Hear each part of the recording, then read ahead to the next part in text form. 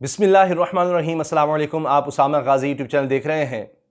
मियाँ जावेद लतीफ़ के ख़िलाफ़ एक तो मुकदमा दर्ज हो गया क्योंकि उन्होंने पाकिस्तान मुर्दाबाद कहने की बात की थी, पाकिस्तान नाक खपे करने की बात की थी कि अगर मरीम को कुछ हो गया तो हम पाकिस्तान खपे का नारा नहीं लगाएंगे।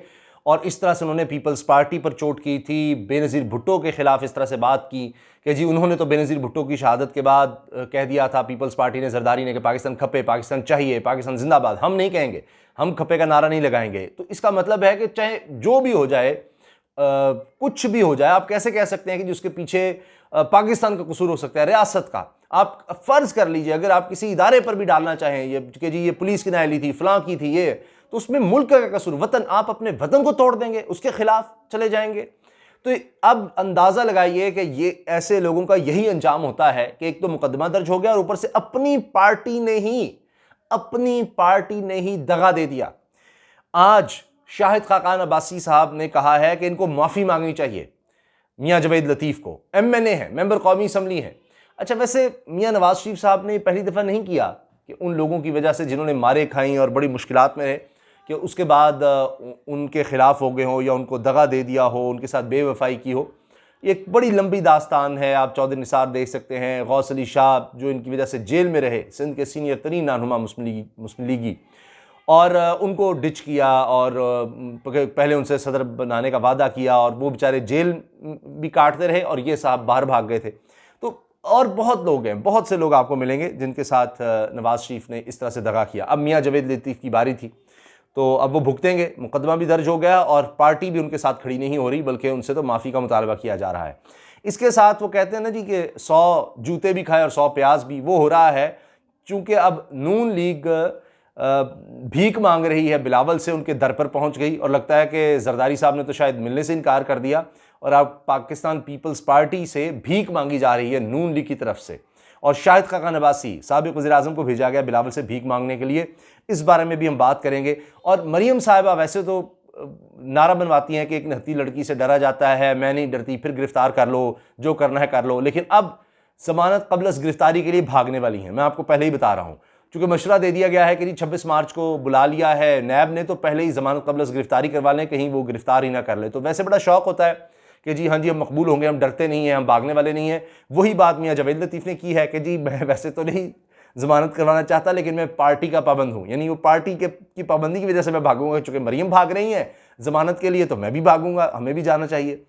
फिर देखिए कि इमरान खान साहब को गिराने का, जिस तरह मरियम साहिबा ने पहले कहा था कि जी पहले इमरान खान साहब को साइडलाइन करें, यानी मार्शल लॉ मुल्क में लगा दें और फिर हम आपके साथ हैं, ये उन्होंने दावत दी थी फ़ौज को, आर्मी चीफ को ये कहा था। तो अब फिर वो ज़ोर अपनी तरफ से लगाने लगी हैं क्योंकि अब दौर वो गुजर गया है। जब जिस वक्त वो ये बातें कर रही थी उस वक्त भी नहीं सुनी गई, अब भी उनकी नहीं सुनी जा रही। और फ्रस्ट्रेशन में जिस तरह के बयान नवाज शरीफ साहब ने दिए, मरीम साहब ने दिया, बहुत देर हो गई है। अब यही होगा, अब ये चक्कर लगेंगे कि जी गिरफ्तारी ना हो जाए, गिरफ्तारी ना हो जाए, और दोबारा अब कोई पैगाम रसां भेजने की कोशिश भी होगी तो वह नाकाम होगी। अब ज़ुबैर साहब भी मुलाकातें नहीं कर सकेंगे और जाकर अब कि जी मैं बात कर रहे हूँ मरीम साहबा और नवाज शरीफ की, वो अब बात नहीं बननी। और सफदर साहब का एक बड़ा दिलचस्प जुमला है, वो है कि जी 3 महीने की हमने तैयारी कर ली है और 1 लाख लोगों की फहरिस्त, 1 लाख कारकुनों की फहरिस्त मैंने, यानी जो यूथ विंग के सदर हैं सफदर अवान साहब, नवाज शरीफ के दामाद मरीम साहबा के खावंद, उन्होंने 1 लाख कारकुनों की फहरिस्त दे दी है मियाँ नवाज शरीफ को कि ये लोग आएंगे लॉन्ग मार्च में और धरने में। और कल के दिन कह रहे हैं कि कन्वेंशन होने जा रहा है, ये 1 लाख लोग आएंगे, पूरे पाकिस्तान से 1 लाख लोगों ने इस कन्वेंशन के लिए आना है जी। खैर, अब पहली बात जो मियाँ जावेद लतीफ़ के ख़िलाफ़ मुकदमा दर्ज हुआ है उसकी मैं आपको तफसील बता दूं, फिर मैं आपको ये बताऊंगा कि ये किस चीज़ की भीख मांगी जा रही है पाकिस्तान पीपल्स पार्टी से। और फिर पहले ये खबरें चली कि जी जरदारी साहब का फ़ोन नहीं सुन रहे नवाज शरीफ, और अब यह कि नवाज शरीफ जा कह रहे हैं जरदारी को मना लो, बिलावल को मना लो, उनके पाँव पड़ रहे हैं। और जरदारी साहब ने तो शायद मिलना भी गवारा नहीं किया, तो अब बिलावल के पाँव पड़े हैं और बिलावल ने भी आगे से टका सा जवाब दे दिया है। अच्छा, तकरीरें भी बड़ी की हैं जावेद लतीफ़ ने और बहुत से बयान दे दिए हैं, उस पर इनके खिलाफ मुकदमा दर्ज हो गया है। और ये जमील सलीम की दरख्वास्त पर थाना टाउनशिप लाहौर में मुकदमा दर्ज किया गया है। और मुकदमे में कहा गया है कि जावेद लतीफ़ ने हुकूमत, मुल्क की सालमियत और रियासती इदारों के खिलाफ हर्जा सराई की। मियाँ जावेद लतीफ़ ने पीपल्स पार्टी और नून लीग के कारकुनों के माबैन नफरत के बीज बोए। FIR में कहा गया है कि रुकन कौमी असम्बली ने मुल्क में फसाद बर्पा करने के लिए हर्जा सराई की। मियाँ जावेद लतीफ़ ने अपने बयान से अवाम में खौफ व हरास फैलाया और ये भी उन्होंने कहा ना कि खाना जंगी होने वाली है, मुल्क में खाना जंगी की सूरत हाल पैदा की जा रही है, और इस तरह की बातें उन्होंने की।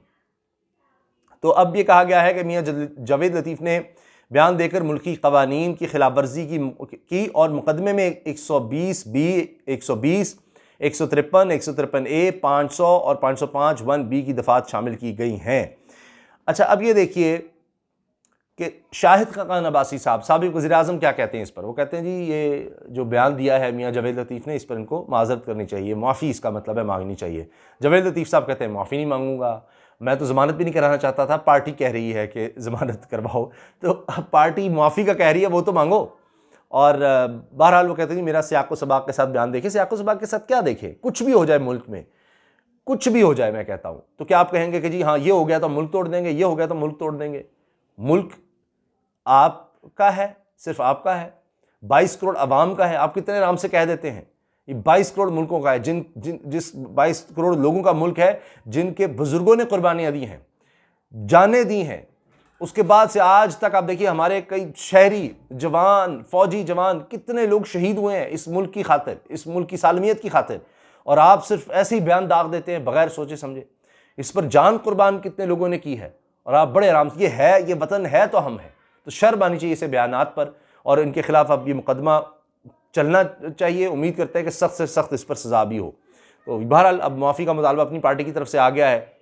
अच्छा, वो लतीफ़ आपने सुना होगा, वैसे ही मैं दोहरा देता हूँ मुख्तसरन, कि किसी को सज़ा हो गई तो उसको कहा कि तुम्हारे पास 2 ऑप्शन हैं कि या 100 जूते खाओ या 100 प्याज खाओ। तो जनाब उसने कहा कि नहीं, जूतों से तो बड़ी दर्द होगी, मैं प्याज खा लेता हूँ। जब वो 10-20 प्याज खा गया तो बड़ी हालत ख़राब हुई, तो कहता मुझे जूते ही मार लो, मैंने प्याज नहीं खाने। तो फिर जब जूते पड़ना शुरू हुए, जब 10-20 जूते पड़ गए, तो कहता नहीं नहीं ये बड़ी तकलीफ हो रही है, मैं प्याज खा लेता हूँ।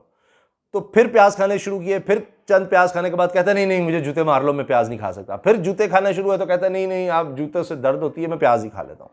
करते करते उसने 100 जूते भी खा लिए और 100 प्याज भी खा लिए। तो ये हिसाब है कि नवाज शरीफ साहब ने ये किया है अब, कि भेजा है शाहिद खाकान अब्बासी को और मिफ्ता इस्माइल को, कि अब गए हैं और बिलावल से मुलाकात की और मांगा क्या है कि जी मिफ्ता इस्माइल की मदद करें। 249 हल्का जो फैसल वावडा ने इस्तीफ़ा दिया है कौमी असम्बली की सीट से और सेंटर बने हैं, वो खाली होगी सीट कौमी असम्बली की, वहाँ पर वो मिफ्ता इस्माइल को इलेक्शन लड़वा रही है नून लीग। तो आप हमारी मदद करें, बिलावल मदद करें, पीपल्स पार्टी मदद करें। और फिर बिलावल ने भी, वो जिस तरह मरियम ने ट्वीट किया उनके खिलाफ कि जी अब नया बच्चा तैयार किया जा रहा है बिलावल की शक्ल में, उन्होंने नाम नहीं लिया तो सबको पता है, और या हमजा कह लें, ज़्यादा लोग हमजा की तरफ इशारा कर रहे हैं, लेकिन असल में वो बिलावल का ही कह रही हैं। तो बहरहाल, तो अब बिलावल साहब ने कहा है जी मैं मुशावरत करके आपको जवाब दूंगा। जैसे उनको पहले पता ही नहीं था किस लिए आ रहे हैं, क्या है, किस तरह का हमने जवाब देना है। तो अब ये इसी तरह इनको लटकाएंगे नून लीग को। और अब ये भी पता लग गया हुआ है जरदारी साहब को कि अंदर कितना बुग़्ज़ है मियाँ नवाज शरीफ के जरदारी साहब के लिए, तो वो नहीं भूले। तो जरदारी साहब कहते हैं फिर हम भी नहीं भूले। तो अब वो उस दर पर भी पहुँचे हैं। पहले गालियाँ भी खाई हैं जरदारी साहब से सबके सामने, अपनी सीनियर तरीन लीडरशिप के सामने। फिर वो सारा एक एक जुमला मीडिया में गया कि हम अपने बच्चों को एस्टेब्लिशमेंट से नहीं लड़ने देंगे, ठीक है जी, और ये कि जी वापस आएँ आप, यहाँ के जेल में जाएं, और इस आग डारे में वोट नहीं डाला। इतनी बेइज्जती की उनको, यानी एक तरह से भगोड़ा कहा नवाज शरीफ को कि जनाब आप बड़ी बातें करते हैं कि जी ये एस्टैब्लिशमेंट नजरियाती बनते हैं, नजरियाती हैं तो यहाँ है ना, जेल से डरते क्यों हैं। हत्ता कि फजल रहमान साहब को कहना पड़ा कि जी जेल से डरते हैं तो सियासत में क्यों है। तो अब ये वो बयानात भी सुने, बेइज्जती भी करवाई, और लॉन्ग मार्च भी नहीं हो सका, सब कुछ, यानी वहाँ से भी जलील और रुसवा हुए। और उसके बाद जाकर अब भीख भी मांग रहे हैं जरदारी साहब से, बिलावल से। जरदारी साहब तो अभी बड़े बादशाह हैं जी, तो वो तो पहले उधर पहुँच गए बिलावल के, और वहाँ जाकर भीख मांग रहे हैं जी आप हमारी मदद करें। तो ये बात है कि 100 जूते भी खाए और 100 प्याज भी। अब मरियम नवाज साहिबा जो दौड़ लगाने वाली हैं ज़मानत कब्ज़ा गिरफ्तारी के लिए, आप देखिए कि इसीलिए जो सीनियर और बड़े वकील हैं आज़म नज़ीर तारड़ साहब, अब सेनेटर भी मुंतखब हो गए हैं नून लीग की तरफ से, उनको इसलिए भी नून लीग बनाना चाहती है अपोजिशन लीडर और कायदे हिज़्ब इख्तिलाफ सेनेट में, उनका और कद काठ बन जाएगा, तो उनके लिए एक और यानी स्ट्रेचर बन जाएगा। तो आज़म नज़ीर तारड़ साहब चूँकि उनके वकील रहते हैं, तो फिर एक और वज़न बनेगा। तो अब लगता यही है कि वही लोग होंगे, आज़म नज़ीर तारड़ साहब हमेशा सीनियर होते हैं, तो वो जाकर मरीम साहबा की ज़मानत के लिए पेश होंगे। तो अब ये सोचा जा रहा है कि अब नैब से किस तरह से बचना है, इसकी अब तैयारी हो रही है कि करें तो करें क्या। जबकि मुझे ये समझ नहीं आती, आखिर में अर्ज कर दूं, कि एक तरफ जाकर भीख मांग रहे हैं आप बिलावल से कि जी हमें 249 में सपोर्ट करो मिफ्ता इस्माइल को, नून लीगियों को, और जबकि फजल रहमान साहब कह रहे हैं कि अगर ऐवान में ही लड़ना है तो फिर पीडीएम क्यों बनाई थी, पीडीएम का फायदा क्या है, अगर जाकर पार्लियामेंट में बहस करनी है तो फिर मिफ्ता इस्माइल सबको रोके ना, फिर आप इलेक्शन मत लड़ें। फजल रहमान साहब, आप पीपल्स पार्टी को जो कह रहे हैं इस्तीफे दे, तो आप फिर अपना कह दें, नून लीग को कह दें इलेक्शन मत लड़ो, मत जाओ। ये क्यों जा जाके पीपल्स पार्टी की मिन्नत समाजत कर रहे हैं, भीख मांग रहे हैं कि मिफ्ता इस्माइल के लिए हमारी सपोर्ट करो, जब आपने इस्तीफे देने हैं या ऐवानों में जाना ही नहीं है।